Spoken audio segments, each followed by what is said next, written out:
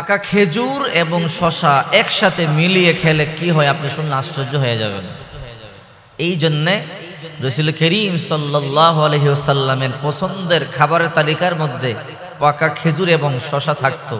রাসূল করিম সাল্লাল্লাহু আলাইহি সাল্লাম পাকা খেজুর এবং শশা একসাথে খেতে বড় পছন্দ করতেন। এর গুণাগুণ শুনলে আপনি আশ্চর্য হয়ে যাবেন।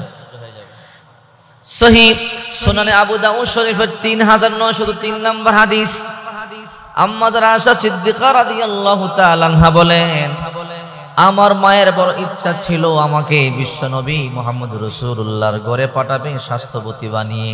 আমি বড় পাতলা ছিলাম, আমি বড় চিকন ছিলাম। আমার মায়ের ইচ্ছা ছিল আমাকে বিশ্বনবীর ঘরে পাঠাবে স্বাস্থ্যবতী বানিয়ে।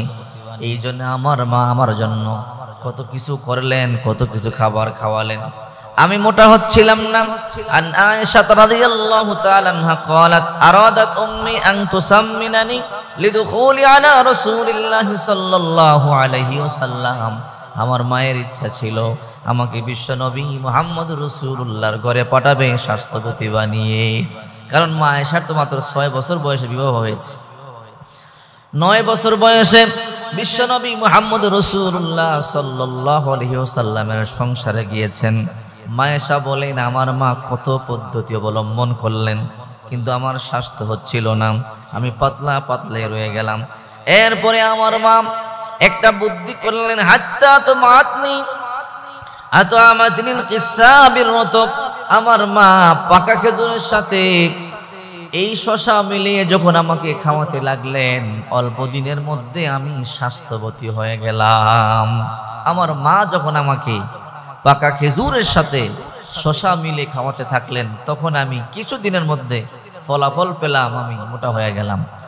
শশা খেলে সুন্দর হয়, চর্বি কাটে, এবং শশা কেটে যদি মুখের মধ্যে দেওয়া হয় চেহারা সুন্দর হয়।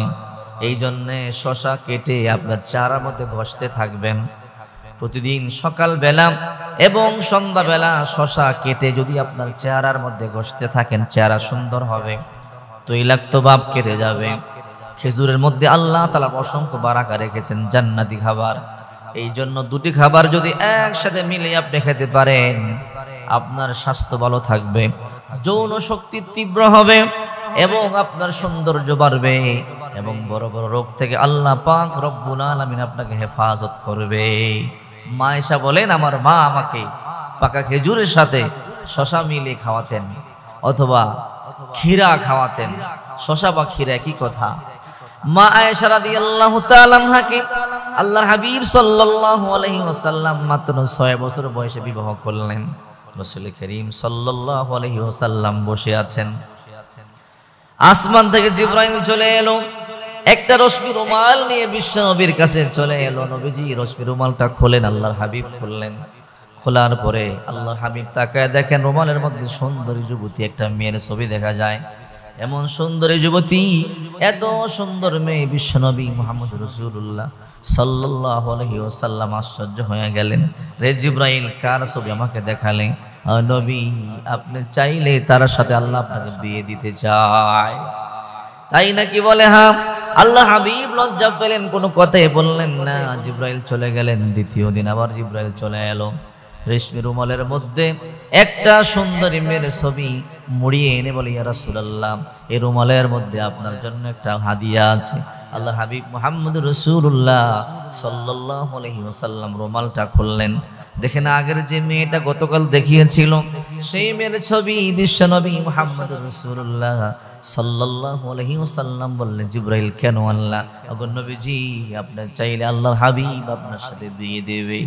আল্লাহর হাবিব লজ্জায় কোনো কথাই বললেন না। তৃতীয় দিন জিবরাইল বড় একটা রেশমি রুমালের মধ্যে একটা কাপড় পেঁচিয়ে একটা সুন্দরী যুবতীর ছবি নিয়ে আসলো। ওগো নবীজি, দেখেন এই মেয়েটা আপনার পছন্দ হয় কিনা। আল্লাহর হাবিব মুহাম্মদ সাল্লাল্লাহু আলাইহি ওয়াসাল্লাম বললেন, জিবরাইল কে সে? বলে, আপনার বন্ধু আবু বকরের মেয়ে, হযরত আবু বকর সিদ্দিক রাদিয়াল্লাহু তাআলা আনহুর কন্যা। আল্লাহর হাবিবের কাছে মা আয়েশাকে বিয়ে দেওয়া হয়েছে আল্লাহর পক্ষ থেকে। আল্লাহ চাইছেন তো এই বিয়ে হয়েছে। এই জন্য বলছিলাম তিরমিজি সহিহ সুনানে আবু দাউদ শরীফের 3903 নম্বর হাদিস, শসা এবং খেজুর একসাথে মিলিয়ে খাবেন, স্বাস্থ্যবান হবেন, চেহারা সুন্দর হবে, চেহারা ফর্সা হবে, সবাই আপনার দিকে তাকিয়ে থাকবে, যৌন ক্ষমতা বাড়বে এবং সবাই আপনাকে ভালোবাসবে। তার মানুষ সুন্দর হলেই তো তাকায় থাকে। এই জন্য শসা এবং খেজুর একসাথে মিলিয়ে খাওয়া